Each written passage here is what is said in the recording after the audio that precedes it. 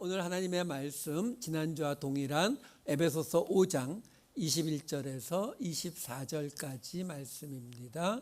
에베소서 5장 21절에서 24절까지 말씀 제가 읽어드리도록 하겠습니다. 그리스도를 경외함으로 피차 복종하라. 아내들이여 자기 남편에게 복종하기를 주께 하듯 하라. 이는 남편이 아내의 머리됨이 그리스도께서 교회의 머리됨과 같음이니 그가 친히 몸의 구주시니라.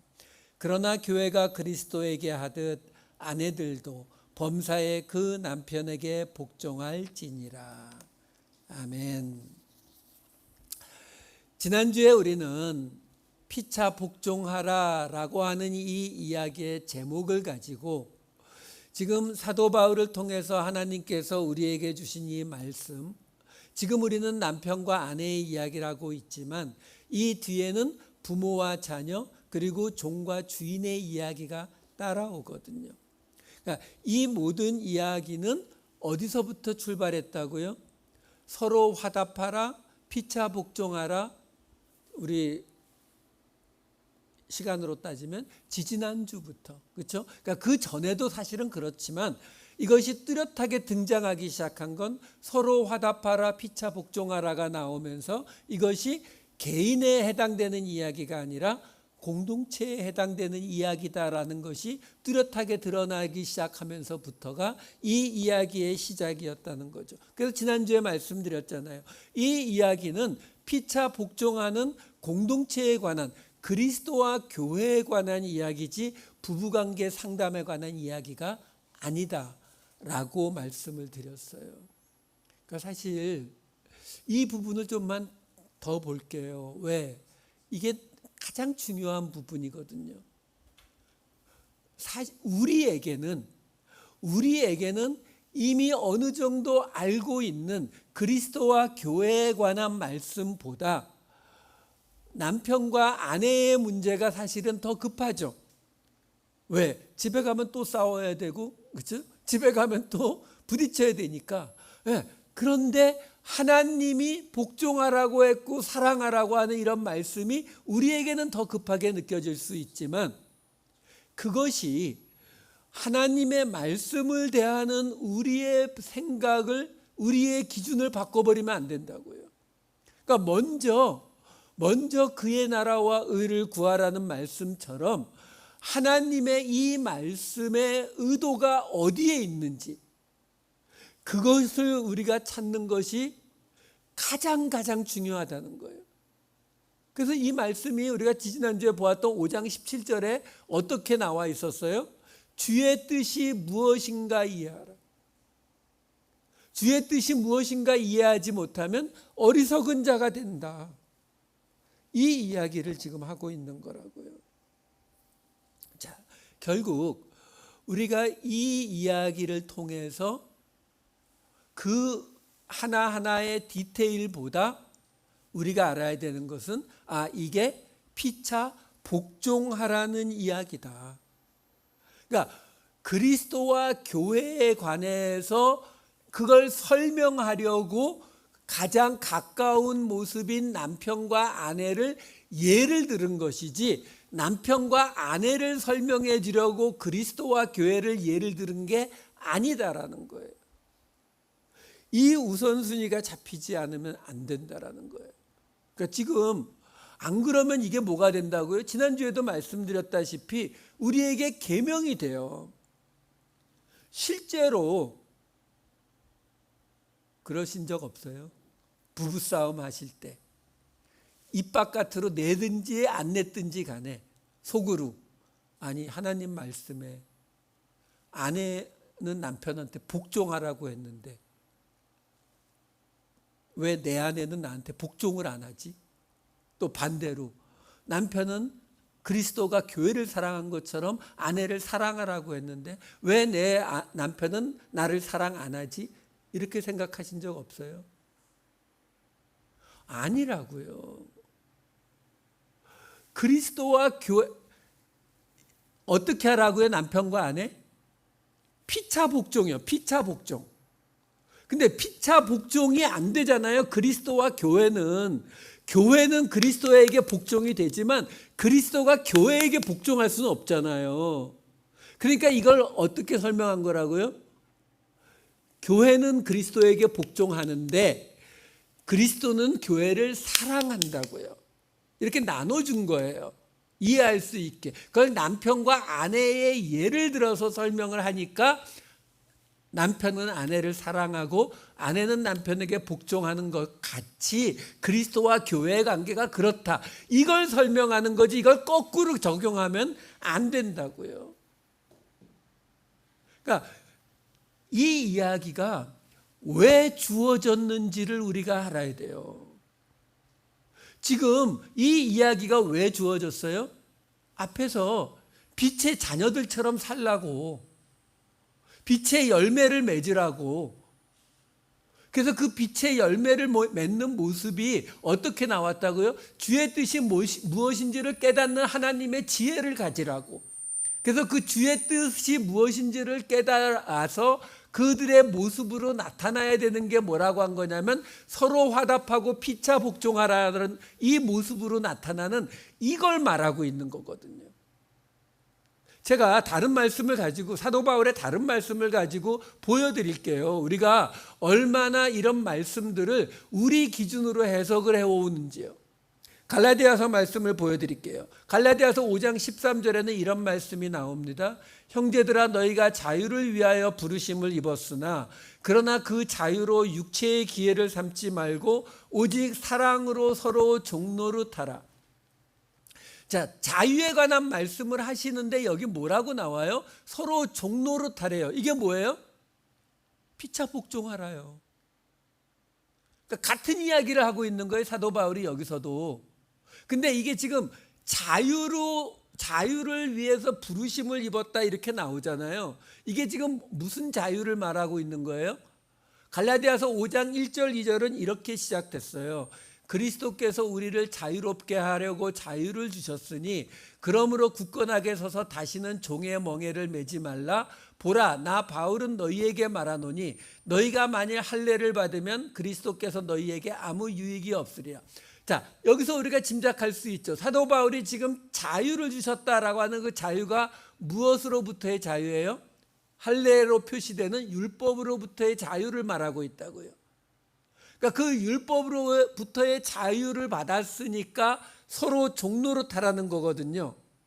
그러면 그 서로 종노릇하라는 이야기 바로 뒤에 이어지는 갈라디아서 5장 14, 15절에는 이렇게 이어져요.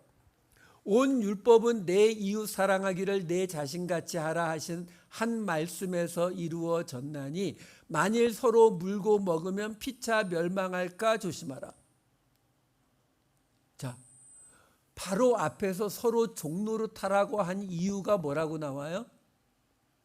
너희 서로 종노릇 안 하면 서로 물고 삼켜서 피차 멸망할까, 피차 소멸될까 조심하라는 거예요. 그러니까 지금 이거 무슨 얘기하고 있는 거예요? 공동체요.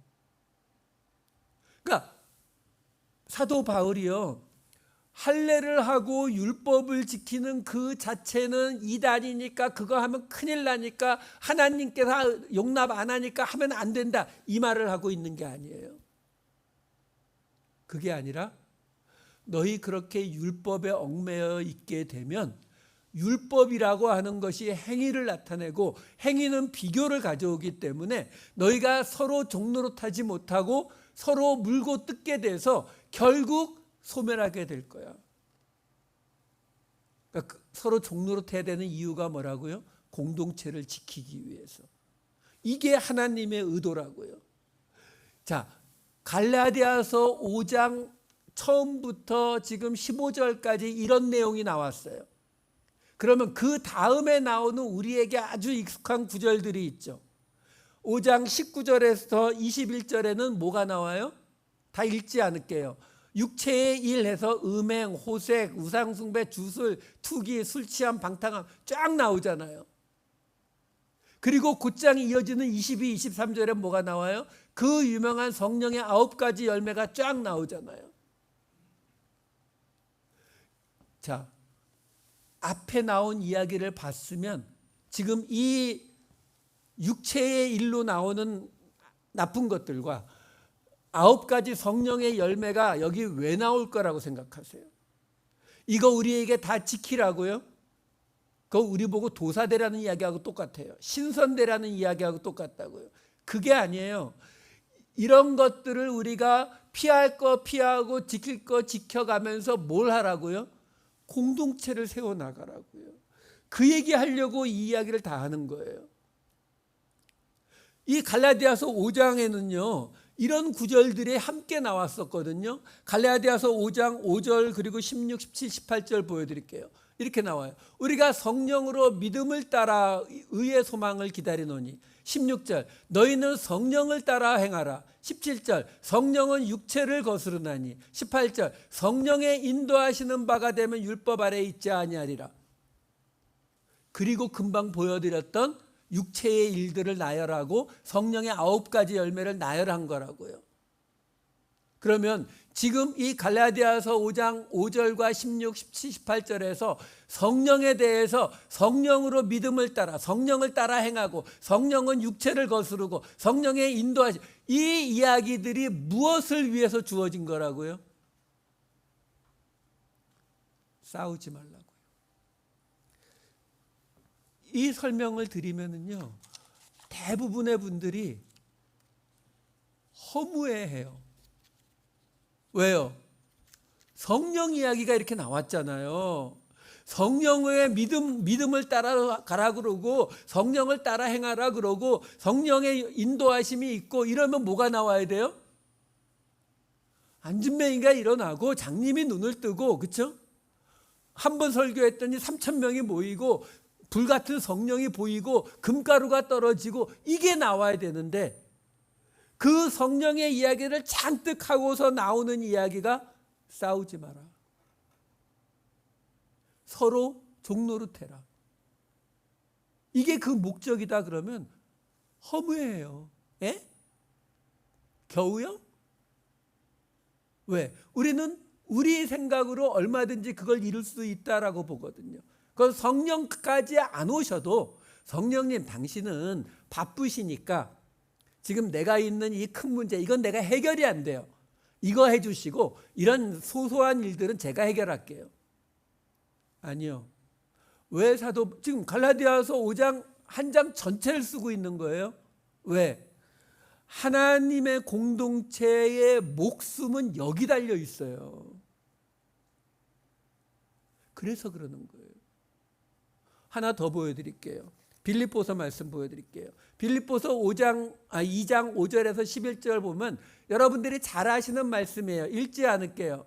예수님이 본래 하나님이시지만 낮은 자리로 가서 죽기까지 복종하셨는데 그래서 하나님께서 그를 지극히 높여서 모든 이름 위에 뛰어난 이름으로 만드시고 모든 무릎을 예수의 이름 앞에 꿇게 하셔서 하나님께 영광을 돌리게 했다는 아주 유명한 구절이에요.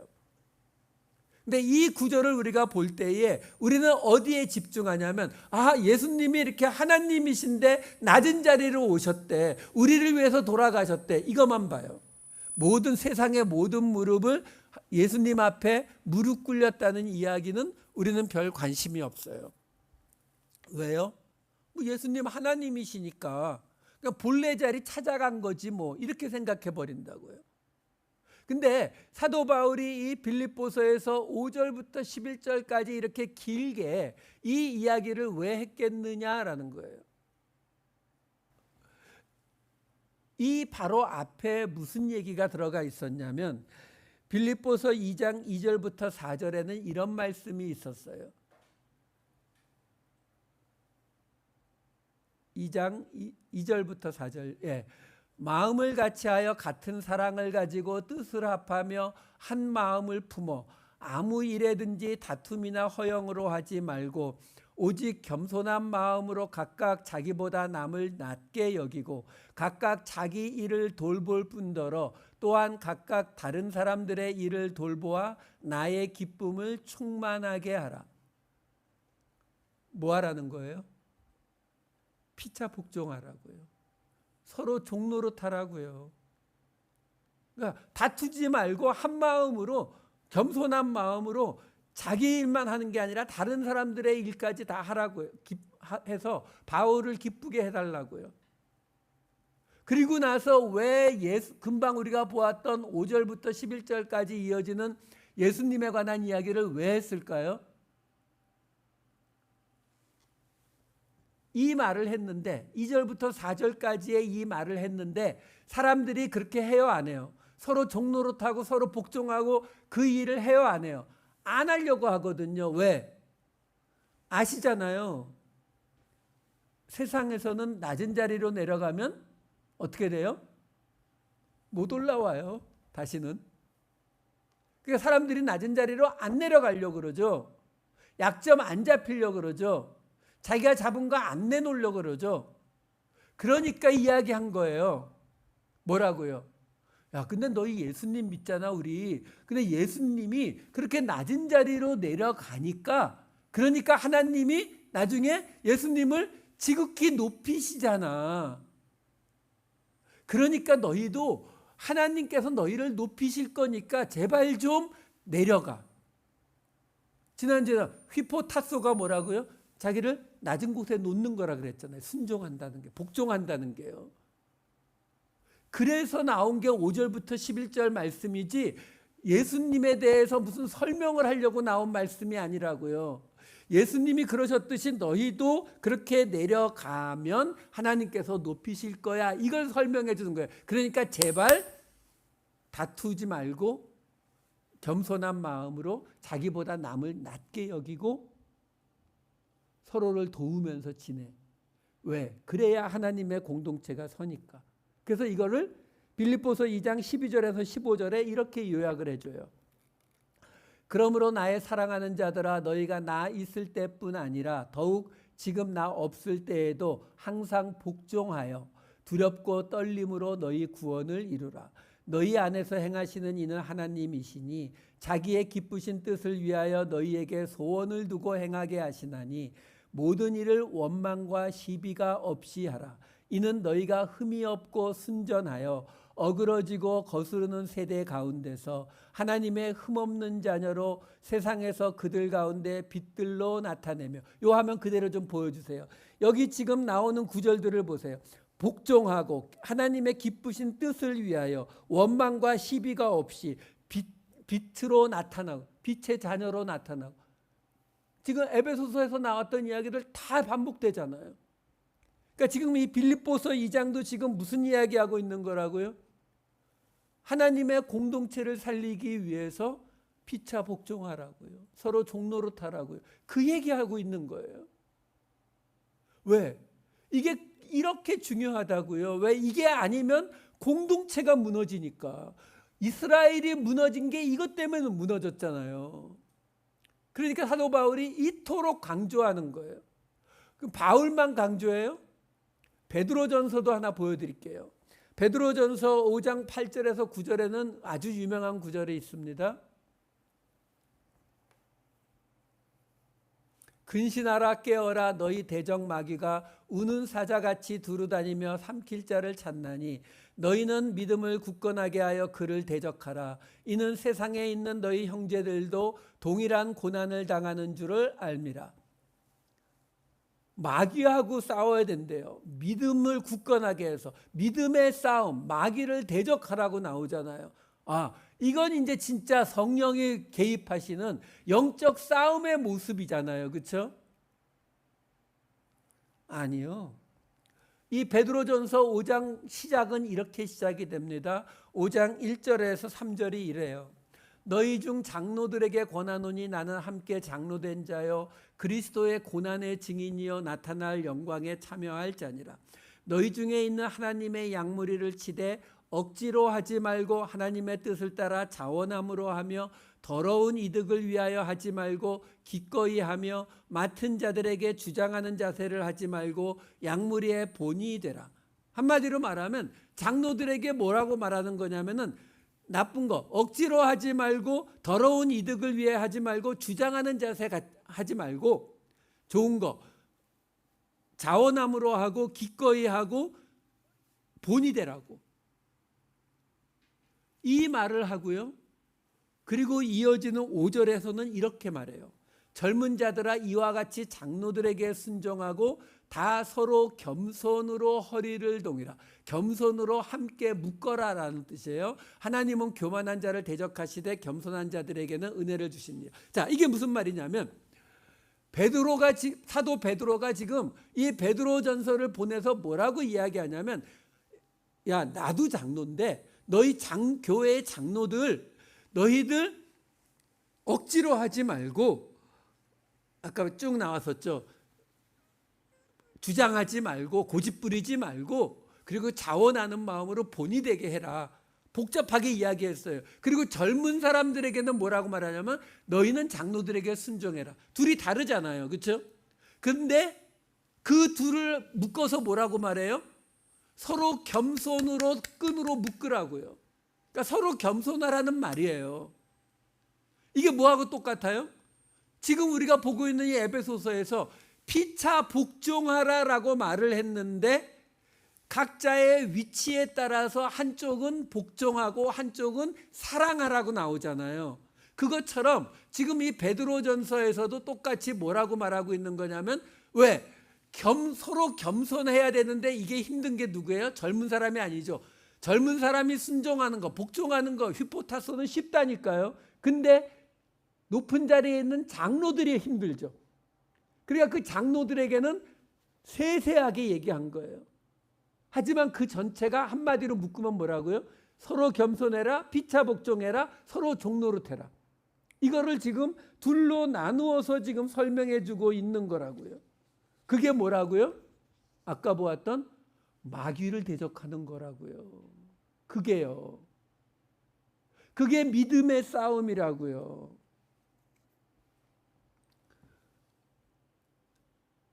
우리가 마귀와 대적한다 그래서 십자가 들고 마늘 들고 싸우는 게 아니고요. 마귀를 대적하는 건 바로 서로 겸손할 수 없는 상황에서 겸손하는 거. 장로가 젊은 자에게 겸손하는 거. 남편이 아내에게 복종하는 거. 피차 복종이니까. 서로 종노릇하는 거.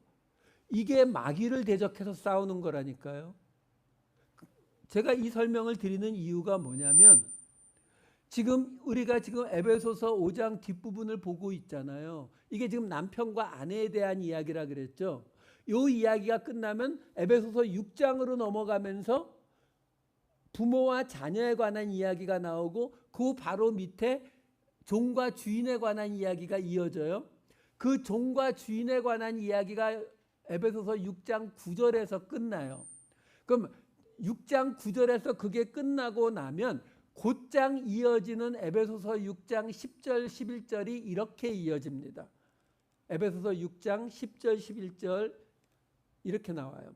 끝으로 너희가 주 안에서와 그 힘의 능력으로 강건하여지고 마귀의 관계를 능히 대적하기 위하여 하나님의 전신 갑주를 입으라. 그리고 그 다음에 뭐가 나와요? 어둠의 세상 주관자들과 싸우는 거고 하늘에 있는 악한 영들과 싸우는 거니까 어떻게 하라고요? 진리의 띠를 차고 의의 호신경을 하고 믿음의 방패, 구원의 투구, 성령의 검, 이 이야기들이 줄줄이 나와요. 왜? 마귀의 관계를 능히 대적하기 위해서요. 그 마귀의 관계가 뭐라고요? 피차 복종하지 못하게 하는 거예요. 다른 게 아니에요. 마귀 이야기가 나온다고 해서 무슨 영적인 막 싸움이 벌어지고 뭐 눈에 보이지 않는 초자연적인 일이 벌어지고 이게 아니라고요. 왜? 하나님의 뜻이 공동체에 있기 때문에 마귀 입장에서 하나님의 뜻을 무너뜨릴 수 있는 유일한 방법이 뭐냐면 공동체를 무너뜨리는 거예요. 그렇지 않겠어요? 그러니까 거기가 바로 하나님과 마귀의 싸움이 벌어지는 일이라고요. 사실은 싸움도 아니죠. 우리는 자꾸 마귀냐 귀신이냐 사탄이냐 뭐 이거에 자꾸 매달리시지만 하나님의 입장은 분명한 거예요. 내가 세운 나의 나라, 예수 공동체, 하나님의 나라가 이 땅에 세워져 있으면 마귀든 사탄이든 뭐 도깨비든 산신령이든 아무 상관이 없다는 거예요. 왜? 빛이 있으면 어둠은 그냥 없어지는 것이지 빛이 와서 어둠과 싸우는 게 아니에요. 그러니까 공동체를 하나님이 원하시는 하나님의 뜻이 거기에 있기 때문에 지금 제가 몇 군데를 보여드렸잖아요.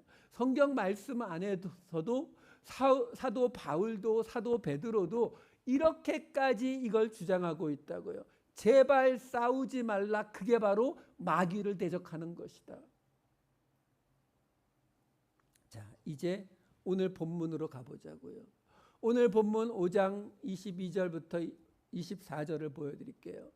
아내들이여 자기 남편에게 복종하기를 주께 하듯 하라. 이는 남편이 아내의 머리됨이 그리스도께서 교회의 머리됨과 같음이니 그가 바로 몸의 구주시니라. 그러므로 교회가 그리스도에게 하듯 아내들도 범사에 자기 남편에게 복종할지니라. 그냥 읽으면은 남편에게 복종하기를 주께 하듯 하라 라고 나오고 남편이 아내의 머리 되었다. 그것이 그리스도가 교회의 머리 된 것 같다. 이렇게 나오고 또 뒤에 가서 자기 남편에게 복종할지니라 하고 나오니까 이거는 남편과 아내 사이의 관계 그리고 그 관계에서 이 뒤에는 이제 남편에게 아내를 사랑하라는 말이 나오니까 이게 그냥 남편과 아내 사이의 관계를 설명해 주는 말이고 아내는 남편에게 주께 하듯이 복종해야 되는 말이로구나. 이렇게 쉽게 받아들이기가 아주 쉬워요.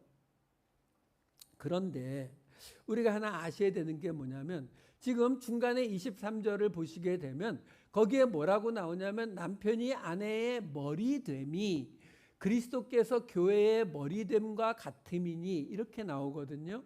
여기 지금 머리라고 나오는 케팔레라고 하는 헬라어 단어 머리예요. 머리. 단지 뭐가 다르냐면 우리는 지금 우리가 가진 의학적 상식은 이 머리가 우리 온몸을 다 다스리잖아요.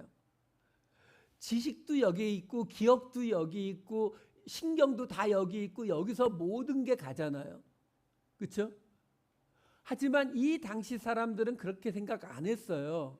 우리가 그동안 많이 보아왔듯이 가슴, 여기 심장이 칼디아거든요. 헬라어로. 그래서 심장을 영어로 카디올로지라고 하잖아요. 그러니까 칼디아 여기에 또는 전에 말씀드렸던 횡격막, 프렌 여기에 숨이 들어가기 때문에 생명이 여기 있고 마음이 여기 있고 생각이 여기 있고 여기에 이성이 있고 그리고 배는 스플랑크나 뭐 이런 단어, 코일리아 이런 단어들은 배, 내장을 뜻하기 때문에 여기는 감정 또는 욕심이 여기 있고 이렇게 생각했어요. 그러면 머리는요? 이 사람들에게 있어서 머리는 어떤 의미였겠어요? 지금 우리는 두뇌가 이 모든 것을 한다고 생각하고 있지만 두뇌의 그 기능을 몰랐던 옛날 사람들은 이 머리가 어떤 의미를 갖는다고 생각했을 것 같으세요? 일단 자르면 죽어요. 그건 분명히 알죠. 그러니까 중요한 건 맞아요. 근데 중요한데 우리는 남편이 아내의 머리, 그리스도가 교회의 머리 이러면은 맨 위에서 몸을 다스리는 아내를 다스리는 이런 개념을 먼저 받아요. 왜? 우리가 가진 머리의 개념이 그렇기 때문에. 근데 고대 사람들은 그렇지 않았다고요. 이들에게 있어서 머리에 가장 중요한 게 뭐냐면 얼굴이요. 여러분들이 저를 보시고 제가 외계인이 아니라는 것, 제가 저라는 걸 어떻게 아세요? 얼굴 보고 아시잖아요. 저 얼굴, 우리 목사님. 그러니까 이 머리는 얼굴을 가지고 있기 때문에 그 사람을 나타내는 정체성이에요.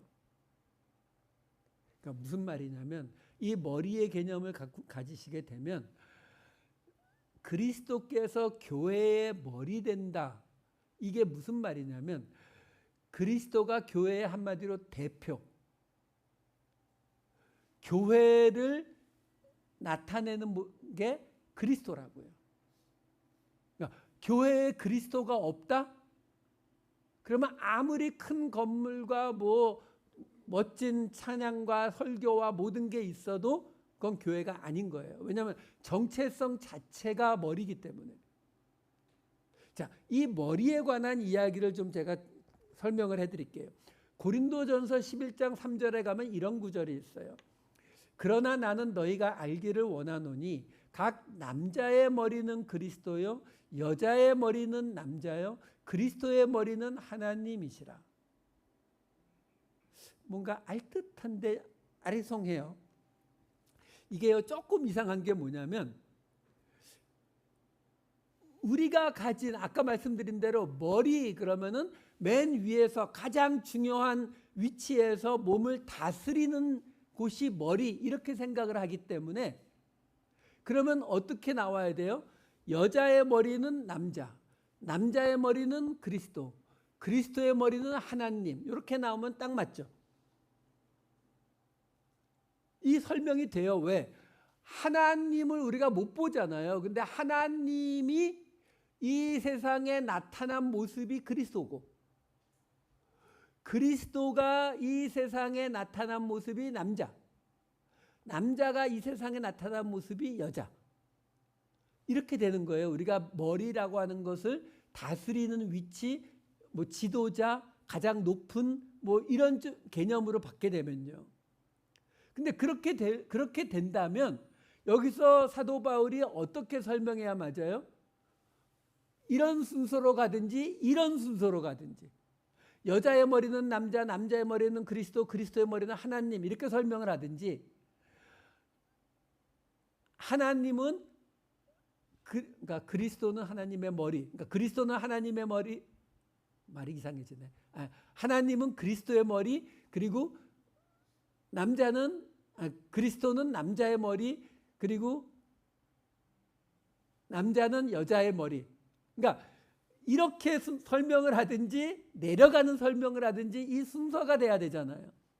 근데 지금 보여드린 고린도전서 11장 3절은 내려가는 순서도 올라가는 순서도 아닌 막 뒤섞어 놨어요. 왜 이렇게 했을까요? 이해하기 어렵게.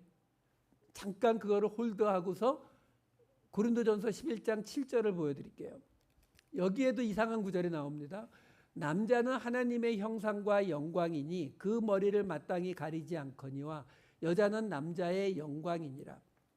기도할 때 머리를 가리느냐 안 가리냐의 이야기를 설명하면서 사도 바울은 남자는 하나님의 형상과 영광이라는 말을 하면서 여자는 하나님의 영광도 아니고 하나님의 형상도 아니고 남자의 영광이래요.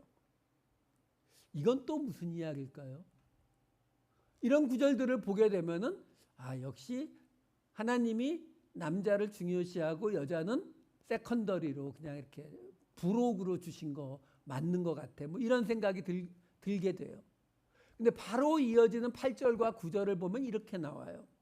남자가 여자에게서 난 것이 아니요 여자가 남자에게서 났으며 또 남자가 여자를 위하여 지음을 받지 아니하고 여자가 남자를 위하여 지음을 받은 것이니.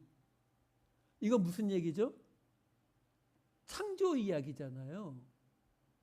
그러니까 지금 사도 바울이 여기서 지금 하고 있는 이야기는 바로 창조에 관한 이야기를 하고 있는 거예요.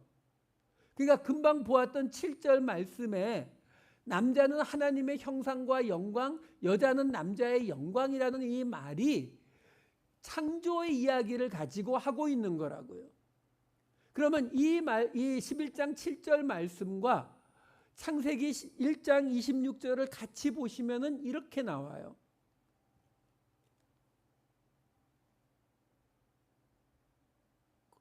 다음. 창세기 1장 26절에 이렇게 나오죠. 하나님이 이르시되 우리의 형상을 따라 우리가 사람을 만들고 이렇게 나온다고요. 그러니까 남자와 여자가 다 하나님의 형상을 따라 만든 게 맞아요. 근데 사도 바울은 거기서 여자는 쏙 빼고 남자는 하나님의 형상과 영광이라고 말하고 있는 거예요.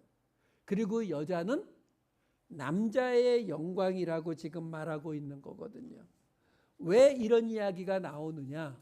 자, 영광이 뭐라고 했죠? 제가 쉽게 설명을 해드렸는데 하나님의 임재, 하나님의 나타나심. 자, 무슨 얘기예요? 인간 창조에 대해서 창세기는 2번에 걸쳐서 이야기하잖아요. 창세기 1장에서 남자와 여자를 하나님의 형상대로 창조하셨다고 하고 2장에 가서 아담을 먼저 창조하신 이야기, 그리고 아담에게서 여자를 만드신 이야기를 하고 있잖아요. 자, 그러면 그 여자를 만드신 2장 18절에는 이렇게 나와요. 여호와 하나님이 이르시되 사람이 혼자 사는 것이 좋지 아니하니 내가 그를 위하여 돕는 배필을 지으리라 하시니라. 우리는 여기서 어디에 꽂혀요? 돕는 배필에 꽂히죠. 그래서 남자분들은 봐라, 여자가 남자를 돕는 거다. 여성 신학자들은 여기서 돕는 것은 히브리어를 따지고 어원을 따지고 어떻게 하면은 이거는 동등한 입장을 말하고 있는 것이지 한쪽으로 기우는 게 아니다, 이러고 싸워요. 이 구절에서 가장 중요한 건 그 얘기가 아니에요. 가장 중요한 게 뭐라고요? 사람이 혼자 사는 것이 좋지 아니하니. 어떤 분은 그렇게 설명하더라고요. 남자는 본래 혼자 못 산다고. 여자는 혼자 살 수 있어도 남자는 혼자 못 산다고. 그런 이야기 아니에요. 사람이 혼자 사는 것이 좋지 아니하다라는 말은 하나님이 좋아하시는 것, 하나님의 뜻이 뭐라고요? 같이 사는 거예요. 그러니까 애초부터 하나님의 뜻은, 우리를 향하신 하나님의 뜻은 공동체를 말하고 있지 우리 개인을 말하고 있는 것이 아니다라는 거예요. 자, 그러면 이렇게 보시면 돼요.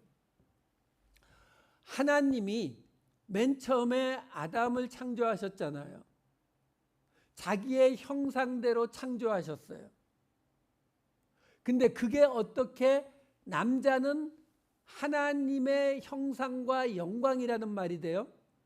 영광이 거기 왜 들어가요? 영광은 하나님의 임재라면서요. 그럼 남자가 어떻게 하나님의 영광이 돼요? 하나님의 임재가 어떻게 돼요? 남자를, 아담을 만들기 전에 하나님의 임재가 있었어요, 없었어요? 있었죠. 5일 동안 창조하셨잖아요. 그렇죠? 자, 문제는 그 5일 동안의 하나님의 존재는 우리에게는 있는 거야, 없는 거예요? 없죠. 하나님의 임재가 있으면 뭐예요? 관객인 우리가 없는데. 그렇잖아요. 우리가 있어야 하나님의 임재가 의미가 생기는 거잖아요. 뭐 동물들에게, 산과 들, 나무들에게는 되겠죠. 하지만 성경은 하나님과 우리의 이야기거든요. 그러니까 남자를 만드심으로 인해서 하나님의 임재가 비로소 의미를 갖게 됐다고요. 그래서 남자는 하나님의 형상대로 만들어진 하나님의 임재를 나타내는 존재가 된 거예요. 자, 그러면 여자는요? 여자는 남자의 영광이래잖아요. 똑같은 이야기예요. 여자가 없으면 남자는 존재가 의미가 없는 거죠. 아니, 살아있을 수는 있겠죠. 근데 우리가 남자라고 부르는 그 존재가 되기 위해서는 여자라는 존재가 있어야 가능한 거예요. 한마디로 말씀드리면 우리가 처음부터 모든 인간이 손이 한 개만으로 태어났다고 생각해 보세요. 그러면 이거 오른손이에요, 왼손이에요? 의미가 없죠. 왜? 오른손이라고 하는 거는 왼손이 있을 때의 왼손과 비교해서 나오는 개념이잖아요. 그러니까 손이라는 거는 있을 수 있어요. 하지만 오른손은 없죠. 똑같은 말을 하고 있는 거예요. 그러니까 여자가 생겨남으로 인해서 남자에게 존재의 의미가 생겼다고요. 정체성의 의미가 생겼다고요. 그래서 여자는 남자의 영광이다라는 말이 나오는 거예요. 근데 여기서 우리가 아주 중요한 포인트가 하나 있어요. 오늘 설교 제목이 버티는 이유인데 이게 무슨 말이냐면 하나님이 애초부터 아까 보셨다시피 애초부터 혼자 있는 것을 좋아하지 아니하셔서 둘로 만드셨다고요. 그 둘로 만들었다는 게 뭐예요? 그리고 뭐라고 하셨어요? 생육하고 번성하라. 그렇죠? 그러니까 하나님은 애초부터 우리가 각 개인으로 하나님을 대하며 살기를 원하신 것이 아니라 공동체로 살아가기를 원하셨다고요. 이게 하나님의 뜻이라고요. 자, 이게 우리에게 주는 엄청난 의미가 뭐냐면 이렇게 보시면 돼요. 아까 말씀드린 것처럼 왼손이 없으면 오른손의 의미가 없고 여자가 없으면 남자의 의미가 없어지는 것처럼 우리가 없으면 하나님도 의미가 없어요. 모든 인간이 다 사라진 이 지구 우주에서 하나님이 아무리 창조주이시고 아무리 홀로 계신 분이고 해봐야 우리한테 아무 의미가 없잖아요. 그렇죠? 그 말은 뭐예요? 하나님이 공동체를 좋아하신다는 것은요. 그러면 그 공동체에 속한 것으로만 하나님이 만족하신다는 뜻이에요. 이게 이해가 되셔야 돼요. 우리가 왜 분명히 진리가 너희를 자유케 한다고 그렇게 말함에도 불구하고 우리는 진리를 안다고 하면서도 자유하지 못하는 이유가 뭐냐라는 거예요. 우리가 예수를 믿으면서도 나름대로 할 수 있는 봉사도 하고 예배도 참석하고 많은 것들을 하면서도 우리 중 누구도 이 죄의 책감에서 벗어나질 못하잖아요. 일주일 내내 기도하시는 분들도 기도 더 해야 되는데 이렇게 생각하고 일주일 내내 다른 사람들을 위해서 봉사하시는 분들도 저는 아직 멀었어요 이렇게 생각하잖아요. 그게 그냥 겸손한 말이 아니라 자기 스스로를 계속 그렇게 들볶게 되는 이유가 뭐냐면 그게 끝이 없는 일이기 때문에 그래요. 근데 하나님은 얘기하신다고요. 애초부터 함께 있기를 원하셔서 우리를 지으셨기 때문에 당신을 믿는 자들이 함께 있는 것만으로도 하나님이 만족을 하신다고요. 그러니까 우리가 이 세상 속에서 여러분 어떤 사람들은 운도 좋을 수 있고 노력도 열심히 하고 능력도 되어서 이 세상 속에서 박사가 될 수도 있고 부자가 될 수도 있고 건강한 몸으로 스포츠 메시가 되고 손흥민이 될 수도 있고 무슨 방탄소년단이 될 수도 있고 이렇게 살 수도 있어요. 근데 그렇지 못한 사람들도 많아요. 아무리 노력해도 안 되는 사람도 있고 애초부터 그럴 능력이 안 되는 사람들도 많다고요. 그러면 그 사람들은 하나님이 버리신 거예요? 아니잖아요. 하나님이 원하시는 건요. 우리가 우리에게 주어진 능력만큼 열심히 일하길 원하시는 것도 아니고 하나님이 나에게 저 집사님한테는 능력을 200만큼 줬는데 하나님이 나한테는 60밖에 안 줬지만 그래도 60만큼 주신 만큼은 열심히 해야지 이게 아니라고요. 그게 되는 사람이 있고 안 되는 사람이 있어요, 여러분. 우리는 그걸 자꾸 계량화하고 비교화한다고요. 그게 율법주의로 다시 돌아가는 거예요. 그러니까 아까 우리 갈라디아서에서 봤잖아요. 빌립보서에서 봤잖아요. 자유를 주셨으니까 자유하라고요. 그 자유함을 우리가 누리려면 어떤 생각을 가지고 있어야 되냐면 내가 이 땅에서 예수를 믿는 사람으로 살아내는 것만으로도 하나님은 충분히 기뻐하신다고요. 그게 한 데나리온 이야기잖아요. 아침 일찍 들어가서 하루 종일 땡볕에 일한 사람도 있지만 저녁 늦게 들어가서 30분 만에 돈 받는 사람도 있다고요. 그걸 가지고 왜 불평등하다 라고 생각하는 게 우리 생각인 거고, 하나님은 내 포도원에 들어온 모든 자들에게 똑같이 주시겠다는 거예요. 이걸 받아들이실 수가 있어야 돼요. 하나님의 목표 자체는 공동체라고요. 그러니까 그 공동체에 속했기 때문에 여러분들은 우리 교회 교인들에게만 말하는 거 아니에요.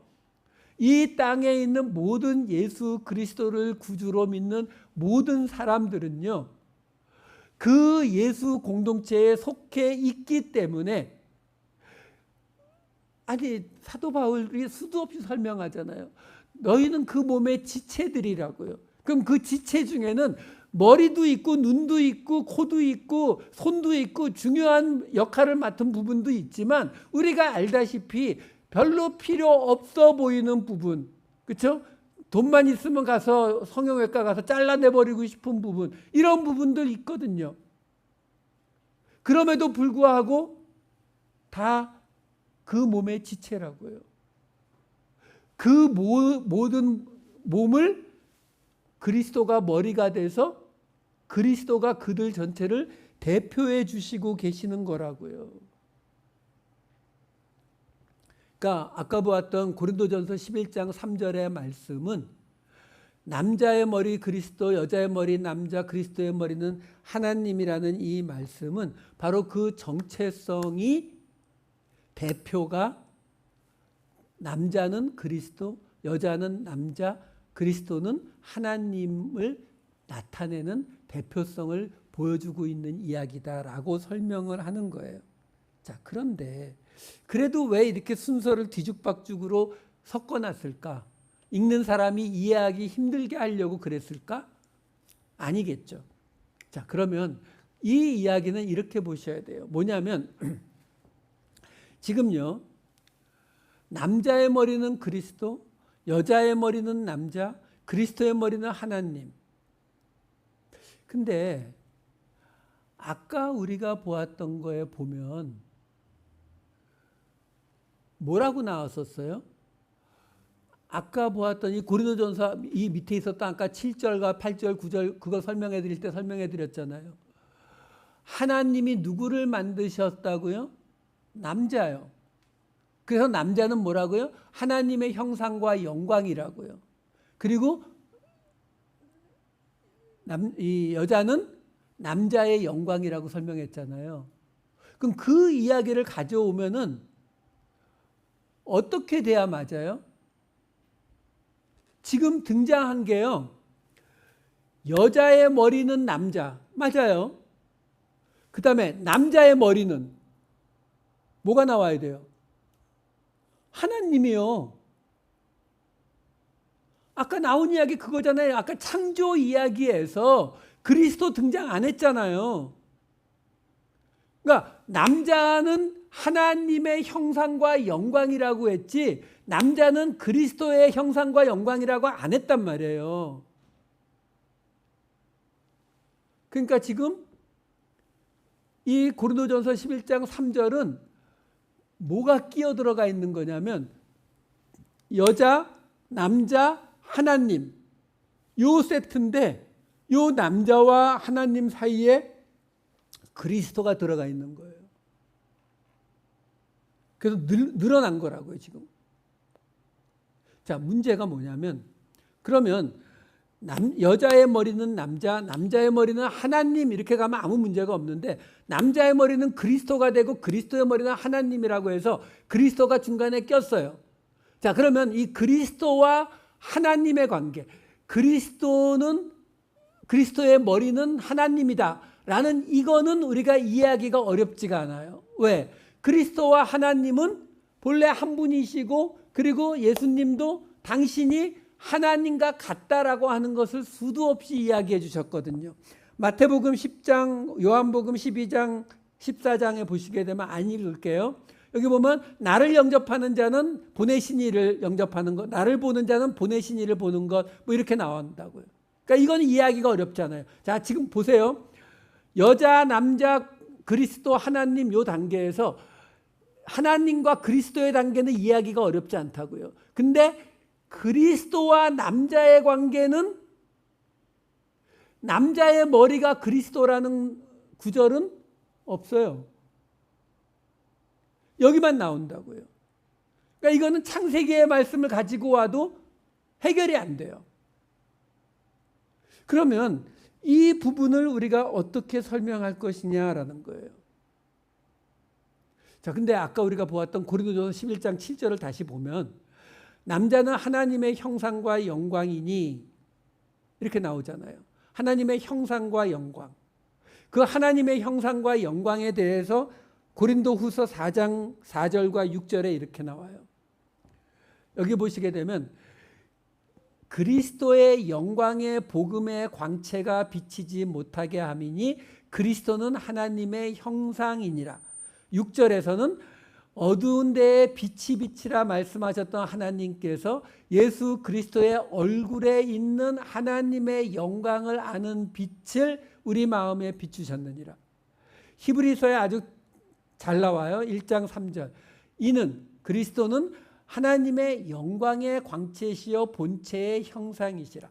자, 아까 고린도전서 11장 7절에서 남자는 하나님의 형상과 영광이라고 한 그 말이 지금 고린도후서와 히브리서를 보면은 그리스도에게로 그대로 넘어갔죠. 사실은 넘어갔다기보다는 본래 그리스도에게 속한 것이었죠. 그러니까 첫째 아담에게 갔던 하나님의 형상과 영광이 그리스도에게로 간 거예요. 그러니까 지금 여자와 남자와 그리스도와 하나님의 요 순서에서 남자와 그리스도의 관계가 본래 남자에게 나타났던 하나님의 형상과 영광이 그리스도에게 가 있다고요. 그래서 지금 이 남자와 하나님 사이에 그리스도가 들어간 것을 지금 사도 바울이 논리적으로 설명을 해주고 있는 거예요. 자, 그 모습을 고린도전서 3장 23절에서 이렇게 말해요. 너희는 그리스도의 것이요 그리스도는 하나님의 것이라. 그러니까 첫째 아담이 가지고 있었던 하나님의 형상과 이 영광이 본래 그리스도의 것이다 라고 지금 말하고 있는 거예요. 그리고 그것이 아까 보았던 고린도전서 11장 3절에서 남자의 머리는 그리스도, 그리스도의 머리는 하나님이라고 나오는 거예요. 자, 그러면 여기서 우리가 봐야 되는 게 있어요. 근데 왜 순서가 이렇게 뒤죽박죽이냐? 사도 바울이 지금 뭘 얘기하려고 하는지 의도가 나오는 거예요.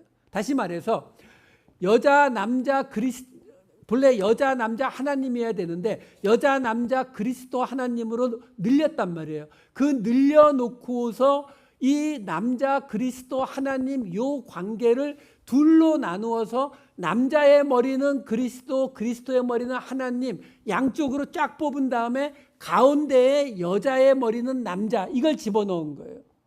뭐죠? 샌드위치 구조예요. 그러니까 여기서 우리가 생각하는 것처럼 그리스도 하나님이 나오니까 이쪽이 중요할 것 같지만 아니요. 사도 바울은 여기서 뭘 말하려고 하는 거냐면 그 남자와 그리스도 하나님 이 관계 속에서 하나님이 지금 원하시는 게 뭐냐면 여자의 머리가 남자다라는 이 이야기를 해주려고 하는 거다라는 거예요. 왜? 남자가 여자보다 뛰어나니까? 아니요. 오늘 본문인 5장 24절을 보시면 이렇게 나오거든요. 그러므로 교회가 그리스도에게 하던 아내들도 범사에 자기 남편에게 복종할지니라. 이게 교회가 그리스도에 관한 이야기를 아내와 남편으로 설명하는 것이지 아내와 남편의 이야기를 교회와 그리스도로 설명하는 게 아니다라는 것을 이렇게 생각해 보시면 돼요. 뭐냐면 이 당시에 아내가 남편에게 복종하는 건 당연한 거였어요. 신명기 24장 1절에 이런 구절이 있어요. 아내를 맞이하여 데려온 후에 그에게 수치되는 일이 있음을 발견하면 이혼 증서를 해서 이혼할 수 있다는 게 나와요.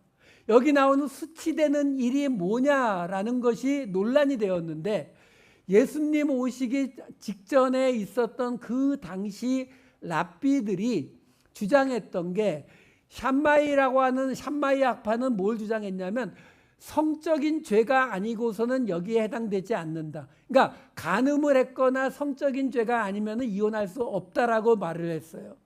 거기에 비해서 힐렐이라고 하는 랍비는 뭐라고 주장했냐면 아내가 당신의 음식을 태웠다면 그것만으로도 이혼이 가능하다라고 했어요. 랍비 아키바라고 하는 사람은 뭐라고 이야기했냐면 남자가 아내보다 더 아름다운 여자를 발견했으면 그것도 이혼이 가능하다라고 해석했어요. 그 당시 사람들에게 어떤 가르침이 주로 받아들여졌을까요? 그때나 지금이나 남자들은 똑같아요. 자, 그런 사회 속에서 사도 바울이 이 에베소서 끄트머리의 이 복잡한 이야기들 속에서 아내가 남편에게 복종하는 것이 교회가 그리스도에게 복종하는 것과 같으니까 주께 복종하듯이 꼭 복종해라 이 말을 쓰겠냐고요. 그거 없이도 얼마든지 복종하게 할 수 있는 그 사회인데요. 뭐 요즘은 좀 해당이 될 것 같긴 한데 어쨌든 5장 23절 말씀 보자고요. 이는 남편이 아내의 머리됨이 그리스도께서 교회의 머리됨과 같음이니, 그러니까 남편이 아내의 머리되는 것이 그리스도가 교회의 머리되는 이걸 설명하기 위해서 하는 거예요. 왜? 그 바로 뒤에 뭐가 나오냐면 그는 몸의 구주시니라라고 나오잖아요. 무슨 말이냐면 그는 몸의 구주. 여기 구주라고 한 소테르라고 하는 이 단어는요. 신약 성경에 24번 나오는데 8번이 하나님에 대해서 16번이 예수님에 대해서 나와요. 일반 사람에 대해서는 전혀 쓰이지 않는 단어예요. 왜? 구주라는 뜻이니까. 구원자라는 뜻이거든요. 그러니까 이게 지금 그리스도와 교회의 관계를 가지고 남편과 아내의 관계를 설명하려고 한 거라면 이 끄트머리에 붙어있는 그가 몸의 구주다라는 이 대목은 전혀 필요가 없어요. 왜? 이거는 남편에게 적용될 수 있는 게 아니거든요. 그러니까 이 구절을 보아도 우리는 이 23절이 어떤 구절이라고요? 그리스도와 교회에 관해서 설명하기 위해서 말해주고 있는 구절이다라는 것을 우리가 알 수 있다고요. 에베소서에는 이런 구절들이 나와요. 1장 23절, 4장 12절, 그리고 지금 보고 있는 5장 28, 30절. 교회는 그의 몸이니 4장 12절 그리스도의 몸을 세우려 하심이라. 5장 28, 30절 남편들도 자기 아내 사랑하기를 자기 자신이라고 번역이 되어 있는데 자기 몸이에요. 자기 몸과 같이 할지니 우리는 그 몸의 지체임이라. 그러니까 지금 그리스도와 교회에 관해서 말하는 5장 23절에서 그리스도는 그 몸의 구주시다. 몸이 뭐라고요? 교회예요. 그러니까 지금 무슨 말을 하고 있는 거냐면 그리스도가 아내가 남편에게 복종하고 있어요. 그 당시는 안 하면 죽어요. 하고 있는 그 사람들에게 너희가 아내가 남편에게 복종하는 것처럼 그 관계가 똑같이 교회가 그리스도와의 관계와 똑같아. 그러니까 교회는 그리스도에게 복종을 해야 돼. 근데 그 복종을 하면 그리스도가 어떤 분이냐면 바로 그 교회, 몸인 교회를 구원하시는, 살리시는 분이야. 그러니까 그리스도에게 복종해. 이걸 설명하고 있는 거예요. 말씀을 마칠게요. 지난주와 마찬가지로 오늘의 이 이야기도 피차 복종하라는 그 말씀 안에 들어가 있는 거예요. 피차 복종하라는 그 말씀 자체는 이미 공동체를 대상으로 하고 있다는 것을 전제하고 있어요. 그러니까 그 공동체를 살리시기 위해서, 몸을 구원하시기 위해서 예수 그리스도께서 교회의 머리로 오셨으니까 그 몸을 살리시는 것은 곧 그리스도의 머리이신 하나님의 뜻이다라는 거죠. 그 교회의 공동체를 살리기 위한 하나님의 뜻이 이루어지기 위해서 너희가 피차 복종해야 한다. 너희는 공동체로 모였기 때문에 우리의 지난 몇 달간의 삶이 어떠했든지, 앞으로 새로 살아갈 8월 달의 삶이 어떠했든지 우리는 이 공동체를 세우고 유지하고 지켜나가기만 하면, 예수 그리스도를 믿는 성도로서 버텨내기만 하면 우리는 하나님의 뜻을 이루는 자가 되는 것이다라는 거예요. 이 일을 감당하심으로 넘어지고 쓰러지더라도 괜찮아요. 실패하시더라도 괜찮아요. 딴짓 하셨다 하더라도 괜찮아요. 버텨내시기만 하면, 예수 그리스도의 이름 아래 계시기만 하면 하나님이 우리의 하나님이 되어주실 것입니다. 이 마음으로 8월 한 달, 또 새로운 한 주 잘 버텨내시는 저와 여러분 되시기를 우리 주님의 이름으로 축복합니다. 기도하시겠습니다. 사랑이 많으신 아버지 하나님, 저희로 우리의 문제 때문에, 내 고난과 어려움 때문에 하나님의 뜻을 보지 못하는 일이 없게 하여 주시옵소서. 항상 깨어 있어서 우리를 향하신, 공동체를 향하신 하나님의 뜻을 깨닫고 예수를 믿는 성도로 버텨내는 공동체로 살아가게 하여 주시옵소서. 감사드리옵고 이 모든 말씀 우리 주 예수 그리스도의 이름으로 기도하옵나이다. 아멘.